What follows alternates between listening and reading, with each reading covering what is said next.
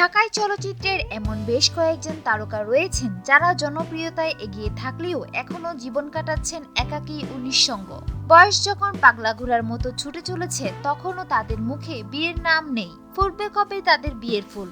এমন প্রশ্ন লাখো ভক্তের মনে। এমন প্রশ্নের উত্তর জানতে চাওয়া হয় ঢাকায় চলচ্চিত্রের ৫ চিত্রনায়িকার কাছে।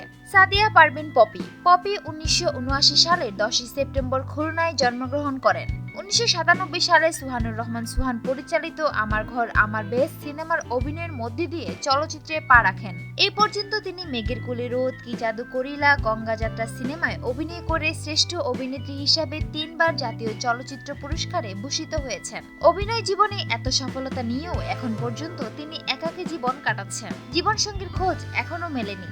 এ বিষয়ে পপি বলেন, একাকী আছি, বেশ ভালোই আছি। হয়তো খুব শিগগিরই শুনবেন বিয়ে করে সংসারে হয়েছি। এবার আসলো কথায় হাসি। চলচ্চিত্রের মানুষ বিয়ে করলে এই অঙ্গনের মানুষদের জানিয়ে বিয়ে করব। শিমলা ১৯৯৯ সালে মুক্তি পায় ম্যাডাম ফুলি। এই সিনেমার নাম মনে এলেই অনায়াসে শিমলার নাম চলে আসে। জাতীয় চলচ্চিত্র পুরস্কার জয়ী অভিনেত্রী শিমলা ম্যাডাম ফুলি দিয়েই চলচ্চিত্রে যাত্রা শুরু করেন। এরপরে বেশ কিছু দর্শকপ্রিয় সিনেমা তিনি উপহার দিয়েছেন। চলচ্চিত্রের পর্দায় তাকে এখন আর নিয়মিত দেখা যায় না। ক্যারিয়ারে ১৭ বছর কেটে গেলেও এখনো বিয়ে করেননি তিনি। তবে তার সমসাময়িক অনেকেই বিয়ে করে সংসার সাজিয়েছেন। ফুটবে কবে তার বিয়ের ফুল? এমন প্রশ্নের জবাবে কিছুটা বিব্রত অবস্থায় পড়েন এই অভিনেত্রী। এরপর দ্রুত নিজেকে সামলে নিয়ে বলেন, বিয়ে প্রত্যেক মানুষের জীবনের ব্যক্তিগত বিষয়। এটা নিয়ে অন্যদের টানা হেঁচড়া না করাই ভালো। বিয়ে যখন করব তখন সবাই জানতে পারবেন।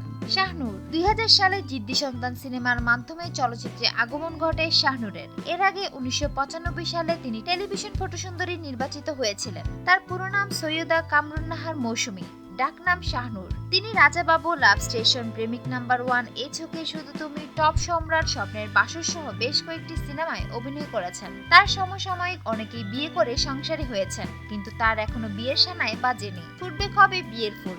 এমন প্রশ্নের জবাবে তিনি বলেন, বিয়ে কবে হবে এটা আমি ইচ্ছে করলেই বলতে পারবো না। এটা সৃষ্টিকর্তার উপর নির্ভর করে। তিনি যখন বিয়ে করার হুকুম করবেন তখন এই বিয়ের পিঁড়িতে বসবো।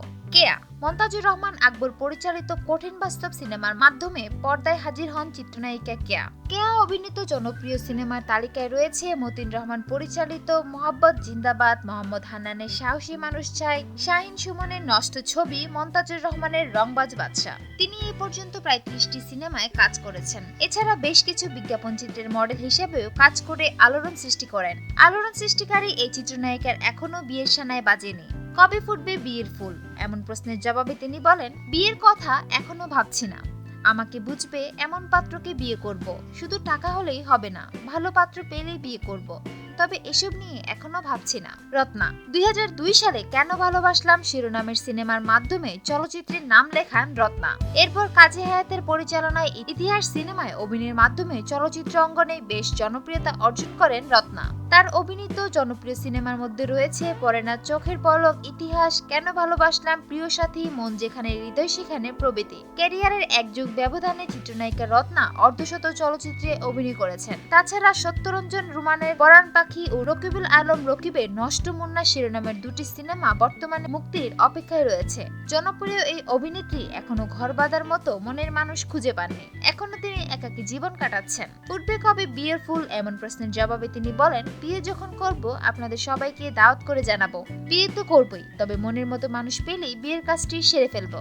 সুপ্রিয় দর্শক, আপনারা আপনাদের যে কোনো মতামত কমেন্টের মাধ্যমে শেয়ার করুন আমাদের সাথে। আর আমাদের ভিডিওটি যদি আপনাদের ভালো লেগে থাকে তাহলে এখনই সাবস্ক্রাইব করুন। লাইক, কমেন্ট, শেয়ার করতেও ভুলবেন না। ধন্যবাদ।